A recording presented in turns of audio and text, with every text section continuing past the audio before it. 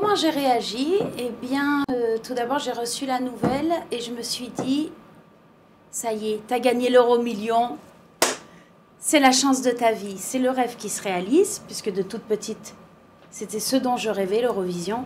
Mais quand on me l'a annoncé, c'est vrai que c'est un électrochoc, c'est tellement fantastique. En fait, l'Eurovision, c'était une institution à la maison. Chaque année, on était devant la télé. Et moi, je me mettais ma petite robe le soir de l'Eurovision. Et en amont, bien entendu, j'avais appris la chanson qui représentait la France.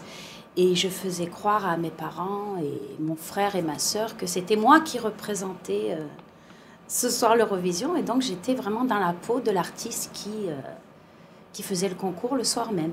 Je ne sais pas faire que participer, ça j'en suis incapable.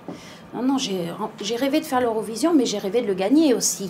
Donc voilà, et puis j'ai une petite fille qui espère que je vais ramener le trophée à la maison. Il faut qu'il soit dans le salon, donc oui, j'espère. Oui, bien sûr, elle l'a fait il y a une quinzaine d'années, je crois, Natacha, où elle a quand même été très bien classée, avec une chanson de Robert Goldman.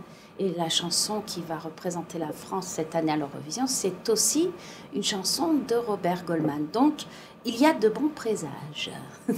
J'ai fait une très jolie rencontre avec Robert Goldman. Ça a matché très rapidement.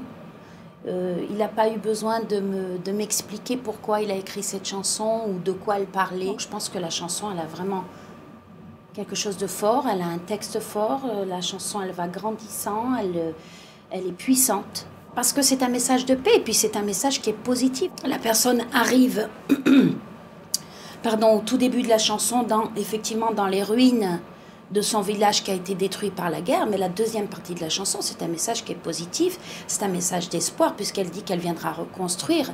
Et la France, c'est quand même un peuple qui a toujours aidé les autres peuples qui souffraient. Et il y a un côté humaniste en France, donc ça peut être aussi, tout le monde peut s'identifier, tu as perdu ta maison, ton voisin t'aide à la reconstruire. C'est un message d'espoir, d'amour et de paix. Je n'oublie pas dans mon village, balayé par l'histoire.